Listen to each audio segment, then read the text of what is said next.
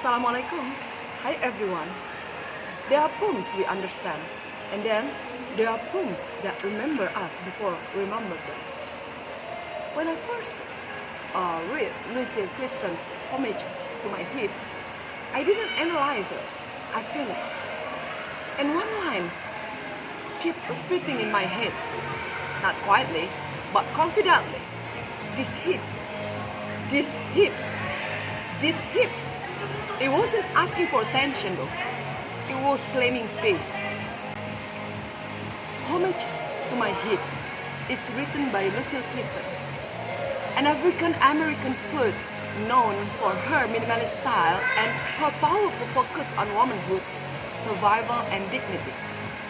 Clifton doesn't decorate her language. She does not explain herself. She writes the way women who have lived speak, direct, grounded, and apologetic.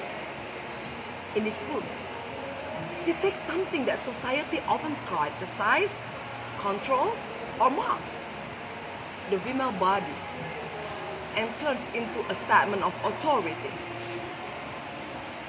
The poems opens with a declaration that immediately sets the tone. These hips are big hips.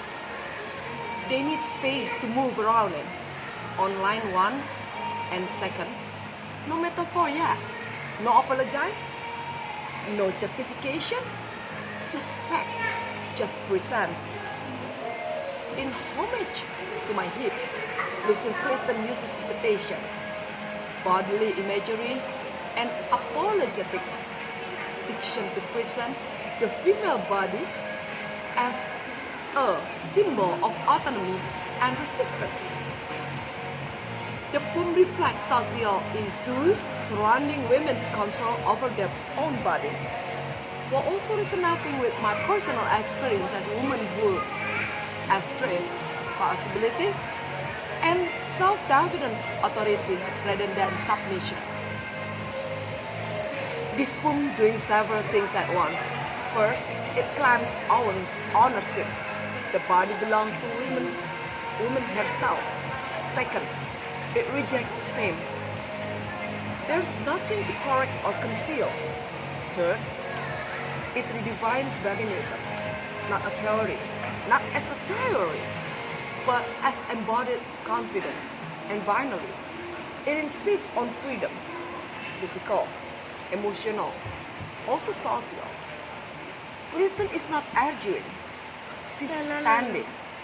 Before I analyze this poem, I want to let Clifton speak first, because this poem is not meant to be summarized, it is meant to be heard. Homage to My Hips by Lucille Clifton. These hips are big hips.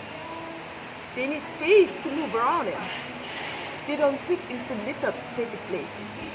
These hips are free hips. They don't like to be held back. These hips have never been enslaved. They go where they want to go. They do what they want to do. These hips are mighty hips. These hips are magic hips. I have known them to put a spell on a man and spin him like a top. Okay, structurally, the poem is written in 3 verses. There is no fixed matter, no rhyme scheme, no cake, and that matters. Because a poem about freedoms cannot live inside tight rules. The repetition of these hips create rhythm, almost like a chant. Each repetition feels heavier, firmer, more permanent. It's not poetic decoration, it is ascension. Like like planting your feet and saying, I'm still here. Denotatively, hips are just a body part. But you know what? Connotatively, they carry movement, birth, femininity, history, also letter. When Clifton writes, these hips are free hips on line 7, she turns the body into an idea. Crazy, right? The tone of the poem is confident and defiant. Also celebratory, not loud, not aggressive, but unmoved. Her diction is simple, free, mighty, magic. That simplicity is not weakness though, it's control. And when she says, they don't like to be held back on line 5, she's not only talking about hips, she's talking about women who have been told to shrink emotionally, physically, also socially. The argument of this poem is so very clear. A woman does not need permission to exist fully. Her body is not a problem to be solved. Her presence is not negotiable. As a reader, this speaks directly to my experience of womanhood, where strength is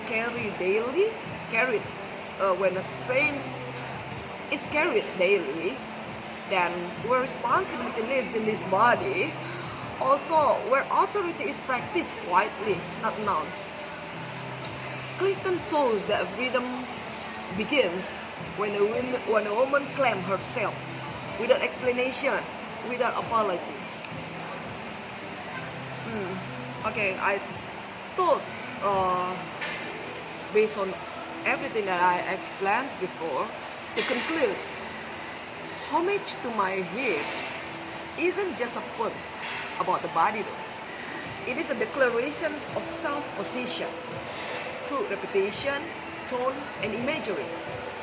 Lucille Clifton transformed hips into a symbol of freedom, dignity, also resistance.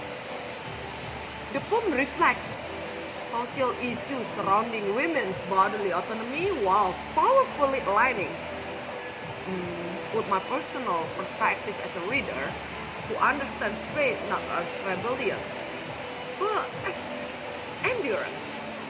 And that's why these hips stay with me. Because they don't ask for space, they take it. Thank you.